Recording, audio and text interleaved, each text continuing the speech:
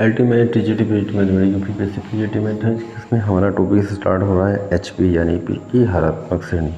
ठीक है, तो हरात्मक श्रेणी का जनरली अपने आप में कोई फॉर्मूला नहीं होता है। एपी का उल्टा है बिल्कुल, जैसे व्युत्क्रम होता है ए बी सी। ये अगर एपी में है ना, जैसे कि कोई संख्या होता है ए प्लस का डी, ए प्लस का 2d, ये अगर एपी में है तो 1/a plus D and 1/a plus का 2d, ये किस में होता है? एचपी में होता है। ठीक है, यानी कि एचपी में दिया है तो उसको उल्टा करेंगे, 1/, उसका 1/, करने के बाद जो सीरीज बनाएगी एपी में ले आएंगे और एपी में ही क्वेश्चन को सोल्व करना है। ठीक है, कुछ कंडीशंस हैं जैसे कि A B C are in A P, तो 2b इक्वल टू क्या होता है? a प्लस सी, यानी b equal to a plus c by 2। तो यहाँ पे एक और कंडीशन बन जाता है A B C are in H P, ये एच पी में है, तो b इक्वल टू बनता है 2ac अपॉन a प्लस सी। ठीक है, इतना सा अंतर इसमें आ रहा है, वो आता क्यों है? क्योंकि इसको AP में ही कन्वर्ट करके करना पड़ेगा, यानी कि 1/a 1/b and 1/c AP में होगा, तो twice 2/b equal to 1/a plus का 1/c, यानी 2b equal to a plus C. तो सेम इसको एलसीएम लेंगे तो यही b का मान निकल के आएगा, b equal to 2ac upon a plus C. कुछ होते हैं इसमें गुणोत्तर माध्य पद AP GP एंड HP से।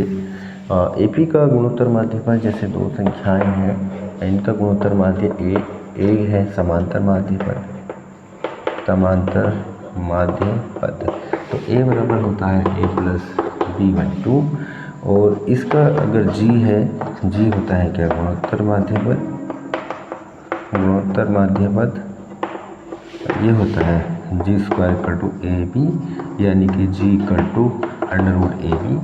ठीक है, ये होता है गुणोत्तर माध्य पद। ऐसे ही h होता है इसका हरात्मक माध्य पद। क्या होता है ये? हरात्मक माध्य पद, यानी कि h इक्वल टू होता है 2AB upon a plus B. ठीक है, एंड इनमें एक रिलेशन बन के आता है जी में G square equal to AH, G square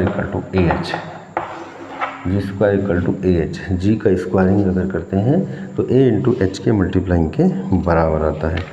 ठीक है, और एक और कंडीशन यहाँ पे बनती है, a बड़ा होता है g से एंड g बड़ा होता है h से, यानी कि समांतर माध्य पद बड़ा होता है गुणोत्तर माध्य पद से एंड गुणोत्तर माध्य पद बड़ा होता है हरात्मक माध्य पद से, यानी कि अर्थमेटिक बड़ा है गुणोत्तर से, गुणोत्तर बड़ा है हरात्मक से।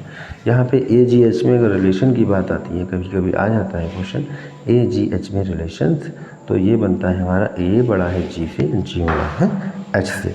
ठीक है, बाकी जो क्वेश्चन है बाकी AP के मेथड से ही होना है, उसमें कोई खास दिक्कत वाली बात नहीं है।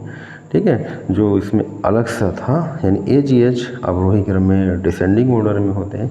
कभी कभी ये भी क्वेश्चन पूछ लिया गया है कि AGH जो है किस क्रम में होते हैं, कैसे क्रम में होते हैं?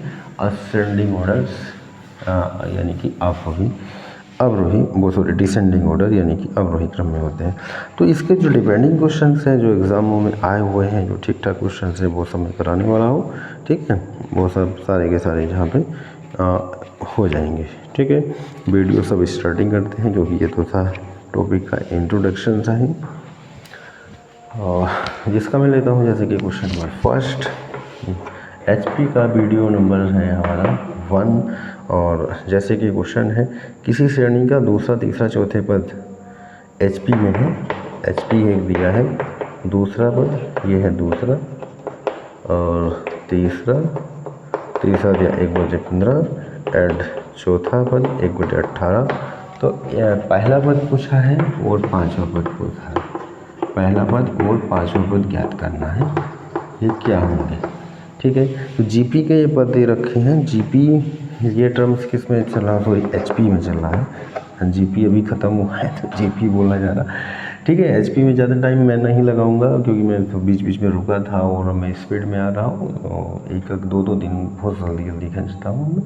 ठीक है ना, और ये अगर मैं AP की बात कर रहा हूँ तो AP में दूसरा पद हो जाएगा, दूसरा पद 12 हो जाएगा एंड 15 हो जाएगा इसका तीसरा पद,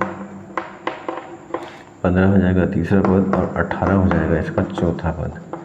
ये हो जाएंगे किसमें, ए पी में।